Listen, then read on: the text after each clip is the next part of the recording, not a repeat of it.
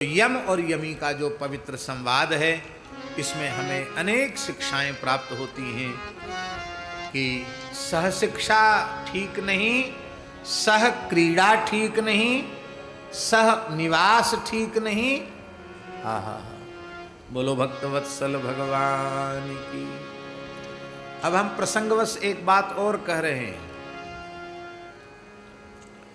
जो गृहस्थ पुरुष भजन में लगे हैं उनके लिए विशेष उपयोगी बात बताने जा रहे हैं, और जिनको भजन वजन से कोई लेना देना है नहीं, खाए पिए सोए, जिनके जीवन की आवश्यकता भगवान नहीं है, जिनके जीवन की आवश्यकता रोटी कपड़ा मकान है, फ्री बिजली कहाँ से मिलेगी, फ्री में राशन कहाँ से मिलेगा, इतना ही उनके जीवन का लक्ष्य है। भगवान की प्राप्ति या भगवान ने हमें मनुष्य बनाया है, इससे उन्हें कोई लेना देना नहीं। उन लोगों के लिए नहीं कह रहे हैं। गृहस्थ पुरुष को भी, ध्यान से सुने इस बात को, हम शास्त्र प्रमाण से बोल रहे हैं, गृहस्थ पुरुष को भी सहशयन निषिद्ध है। सहशयन जानते हैं? पति पत्नी का भी एक साथ शयन करना धर्मशास्त्र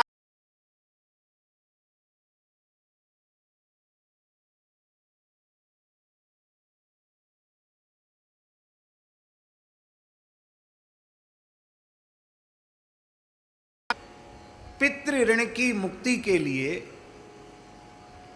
ऋतुस्नान के पश्चात जब पत्नी पवित्र अवस्था में आ जाए तो उसके बाद 16 रात्रियां इस प्रकार की होती हैं जो गर्भाधान के लिए उपयुक्त होती हैं। उनमें उपयुक्त गर्भाधान का समय आने पर उन्हें अपनी पत्नी का संतति की कामना से स्पर्श करना चाहिए, और गर्भाधान के पश्चात फिर उन्हें शयन नहीं, सहशयन कभी भी नहीं करना चाहिए।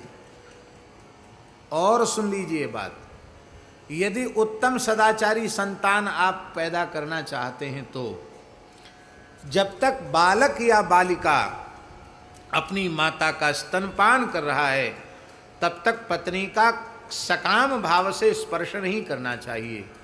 यदि स्पर्श करता है या उपभोग करता है तो उसके अंतःकरण में, माने उसका जो दूध जो बालक पी रहा है, बालक बालिका, उस पर उसका प्रभाव आता है और वह बालक दुराचारी हो जाता है, वह कन्या दुराचारिणी हो जाती है।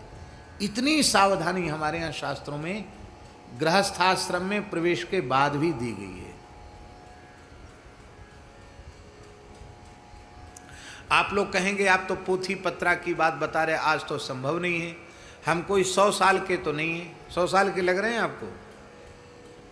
100 वर्ष के तो हम नहीं है, ये तो पक्का है। यदि भगवान ने 100 साल तक हमको शरीर से स्वस्थ रखा तो ऐसा समझो कि 50 के ऊपर चल रहे हैं हम।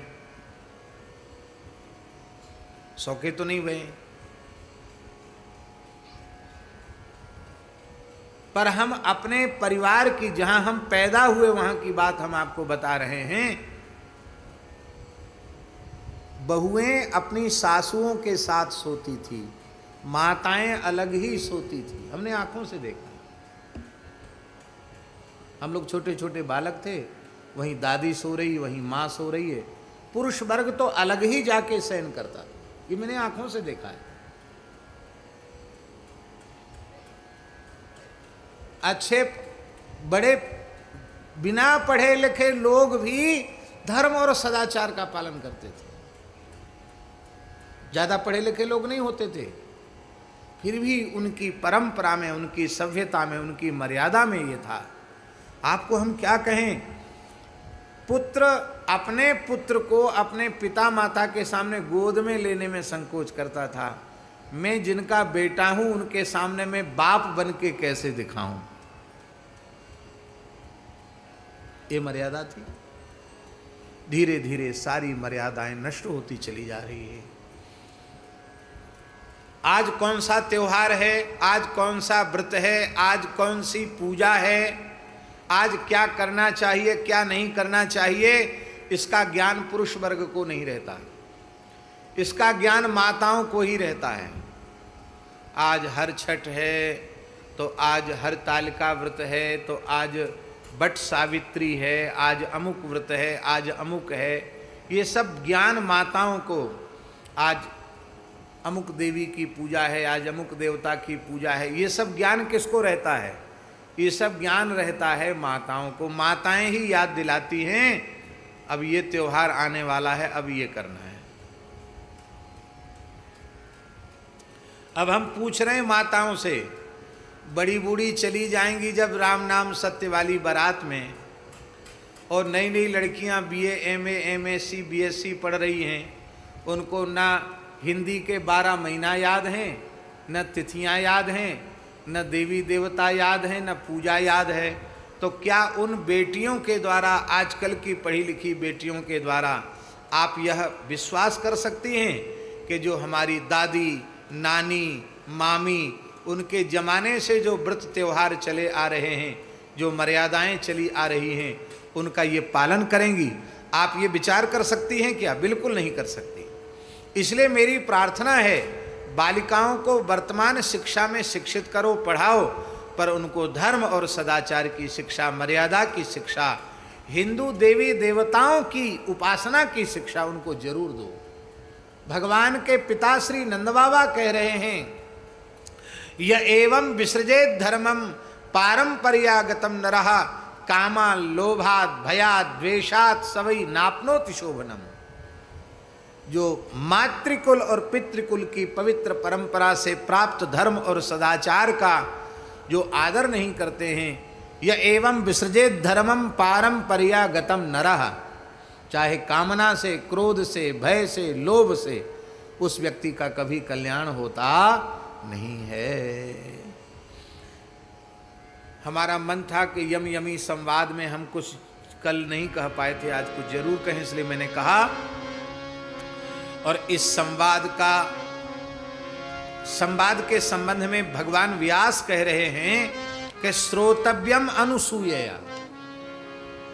बहुत ध्यान से सुने, श्रोतव्यम अनुसूयया, अनुसूयया श्रोतव्यम, गुणेषु दोषा विस्करणमसूया। अनसूया माने इस प्रकरण में दोष दृष्टि रख करके न सुनो कि अरे उस जमाने में भी यमराज और यमुना जी में ऐसी बातें हो रही, तो आज हो तो कौन सी बुरी बात है, ऐसा कभी सोच मत लेना। यह केवल हम लोगों को सदाचार पर सुदृढ़ करने के लिए ये शिक्षा दी जा रही है। जो इसका श्रवण करता है उसके संपूर्ण पाप नष्ट हो जाते हैं।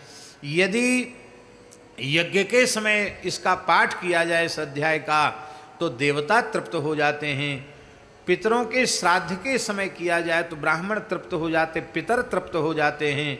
और जो इसका, वो पितर कभी यमलोक को नहीं जाते हैं, वो पितरों के ऋण से अनऋण हो जाता है। ऐसा यह परम पवित्र इतिहास है। बोलो भक्तवत्सल भगवान की जय। श्री शुकदेव जी महाराज ने कहा, श्री शुक उवाच विचित्रेयं कथा तात वैदिकी में त्वयेरिता, अन्याः पुण्याश्च मे ब्रूहि कथाः पाप प्रणाशिनी। ये जो यम और यमी का जो संवाद है, ये वैदिकी कथा है। ऋग्वेद के एक सूत्र में यम यमी सूक्त है, उसकी ये चर्चा है। इसलिए सुखदेव जी महाराज कह रहे हैं, ये वैदिकी कथा आपने सुनाई जो संपूर्ण पापों को नष्ट करने वाली है। अब आप कृपा करके और भी ऐसी कोई सुंदर कथा सुनावें जिससे धर्म और सदाचार की उत्तम शिक्षा प्राप्त होती है। व्यास उवाच, व्यासी महाराज वर्णन करते हैं, अहंते कथयिष्यामि पुरावृत्तमनुत्तमं पतिव्रतायाः संवादं कस्यचित् ब्रह्मचारिणः। एक सच्ची घटना, इतिहास हम तुम्हें सुना रहे हैं, एक ब्रह्मचारी और पतिव्रता का संवाद। ब्रह्मचारी और पतिव्रता का संवाद बड़ा अद्भुत संवाद है। ये ब्राह्मण देवता कहाँ के थे? ये उत्तर प्रदेश, मध्य प्रदेश, ये तो आज की संज्ञा है। उस जमाने में क्या था, मध्य प्रदेश को मध्य देश कहा जाता था। क्या कहा जाता था? मध्य देश। वर्तमान का जो मध्य प्रदेश है, बुंदेलखंड है, इसको पुराणों में, महाभारत में मध्य देश कहा गया। भारत का मध्य देश।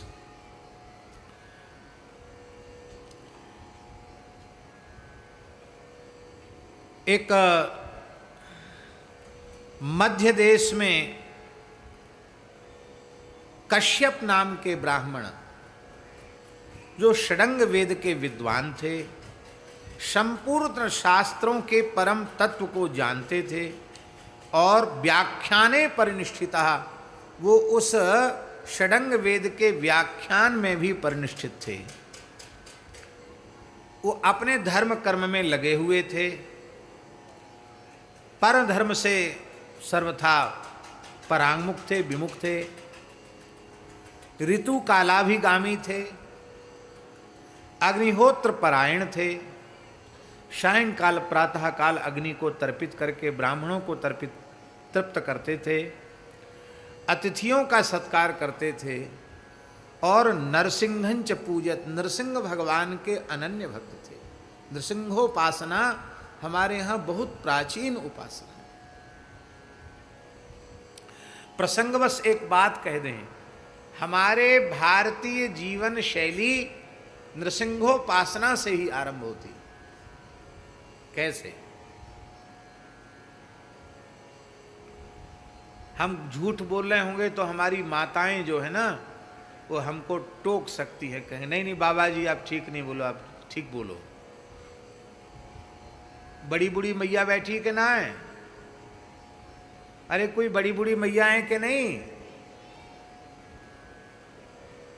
ले, एक बड़ी बूढ़ी ने हाथ खड़ा किया।